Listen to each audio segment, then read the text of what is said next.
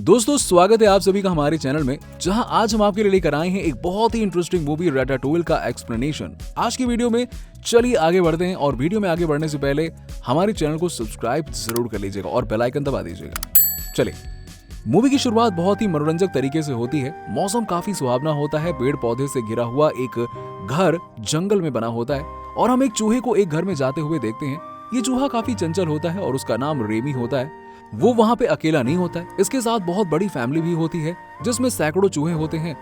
ये scene Paris में दिखाया गया है, जहाँ कई तरह के खाने बनते हैं जो अपने डिश के लिए पूरे शहर में मशहूर है। और इस रेस्टोरेंट में जब कुछ खाना बच जाता है तो ये चूहे उसे खा लेते हैं।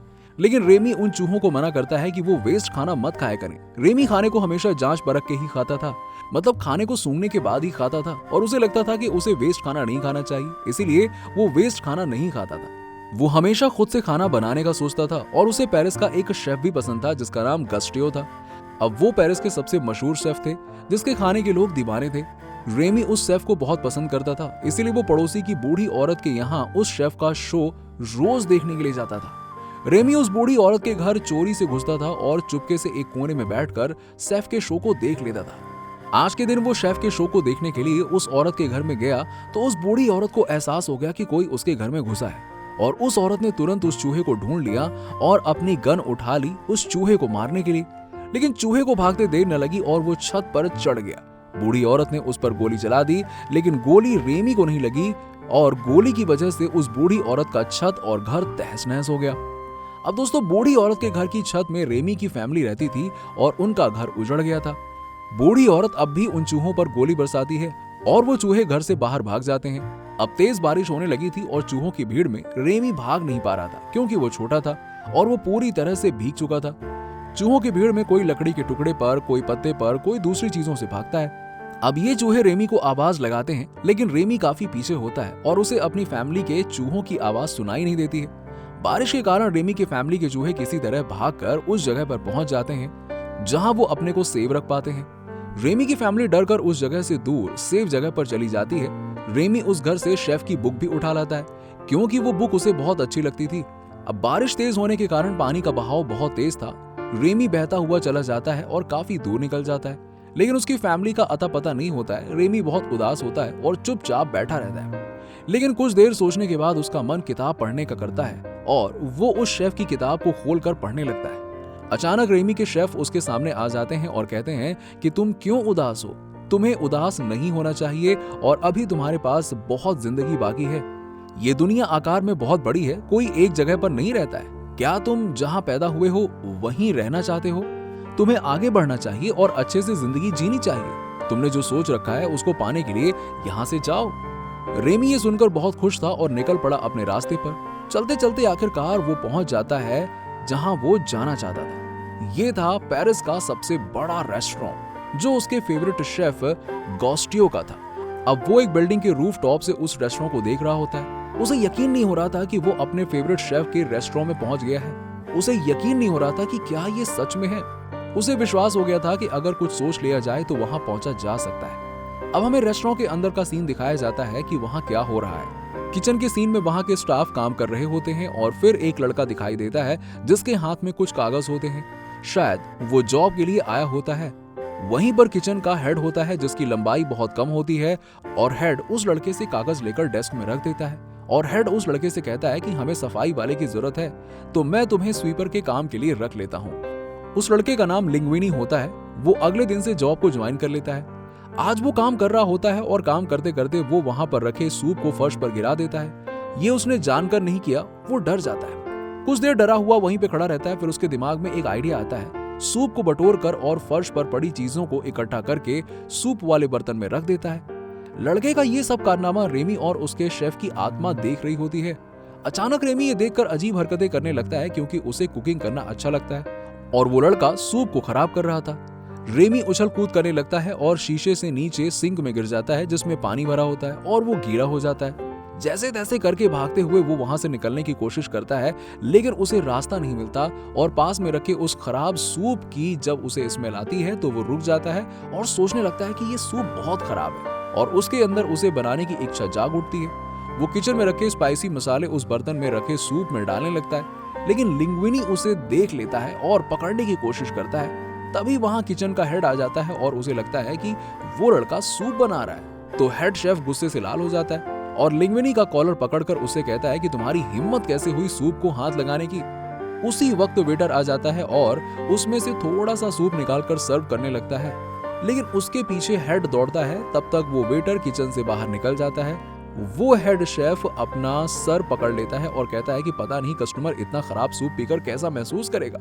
उसे अपनी इंसल्ट होती नजर आती है और कुछ देर बाद वो कस्टमर हेड को बुलाती है और उसकी तारीफ करती है और उसे अच्छे रिव्यूज देती है जो कि काफी क्रिएटिव होते हैं। हेड ये सुनकर किचन के अंदर जाता है और लिंग्विनी से पूछता है कि तुमने इतना अच्छा सूप बनाया कैसे। लिंग्विनी को कुछ समझ में नहीं आ रहा था। फिर वो हेड सूप को चखता है और उस लड़के से कहता है कि तुम ये सूप फिर से बना के दिखाओ। रेमी ये सब सुन रहा होता है और ढक्कन के नीचे से निकलने लगता है। निकलते हुए हेड उसे देख लेता है और लिंग्विनी से उस चूहे को बाहर फेंकने के लिए कहता है। लिंग्विनी रेमी को पकड़ लेता है और उसे बाहर लेके आता है, लेकिन लिंग्विनी उसे फेंकता नहीं है और उससे बात करने लगता है। लिंग्विनी रेमी से पूछता है कि क्या वाकई में तुमने सूप बनाया है।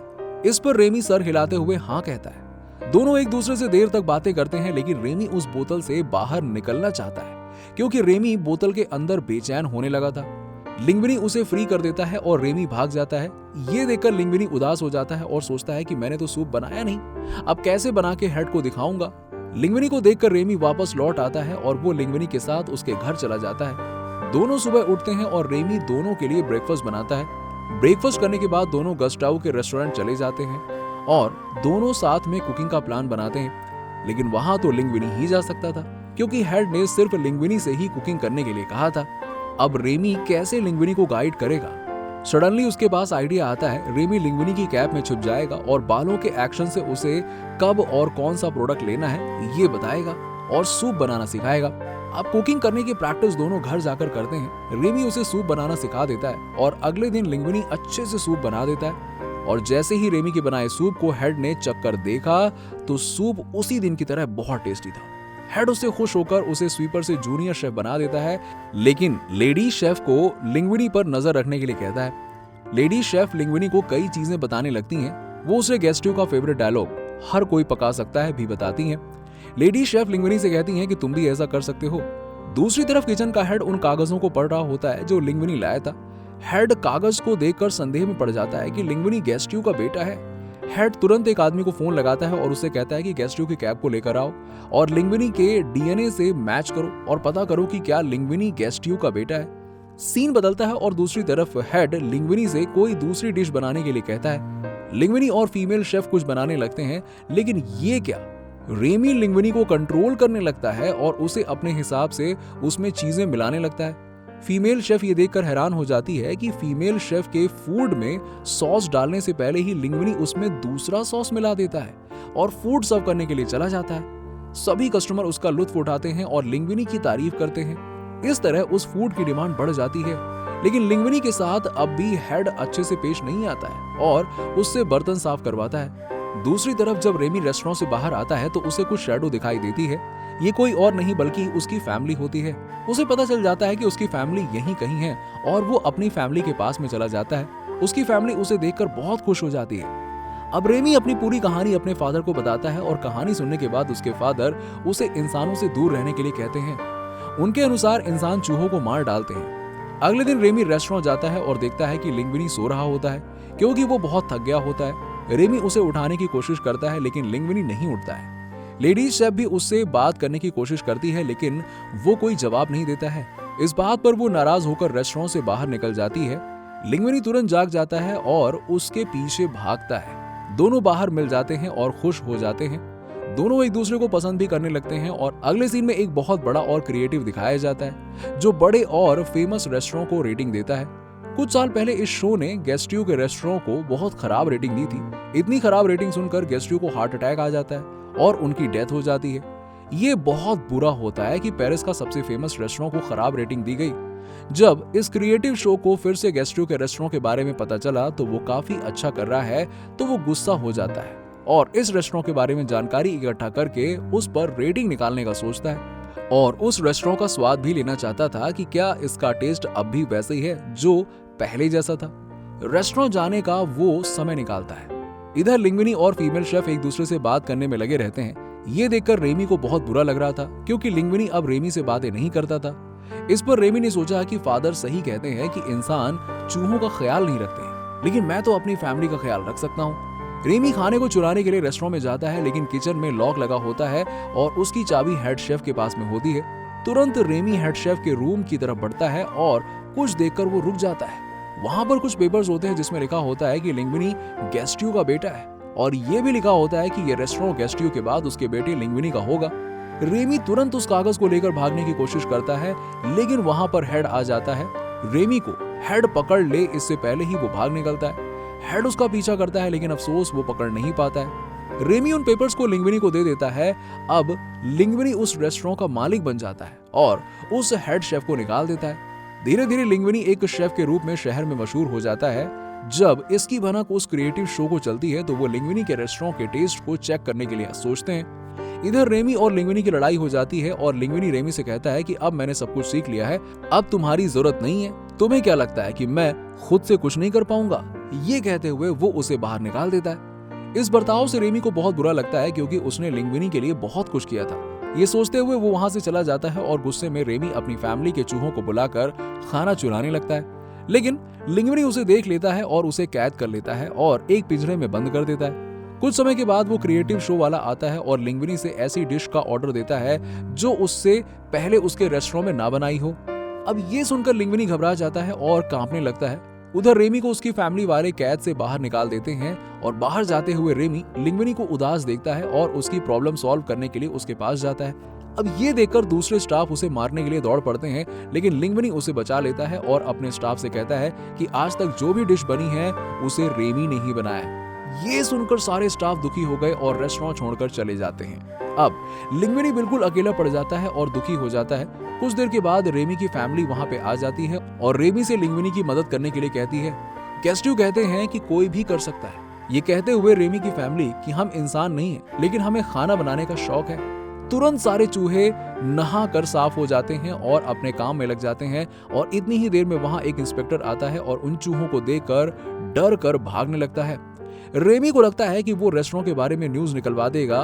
खैर, इधर डिश तैयार हो रही थी और क्रिटिक को सर्व की गई थी और उसने उस डिश को जैसे ही एक बाइट खाई और कहा कि आज तक हमने इस तरह का स्वाद नहीं लिया है। ऐसा डिलीशियस स्वाद मैंने अपने बचपन में माँ के हाथों से खाया था जब वो अपने विलेज में रहता था। इतने देर में लेडीज शेफ भी आ जाती हैं और कहती हैं कि मैंने भी डिश की थोड़ी सी बाइट ली है।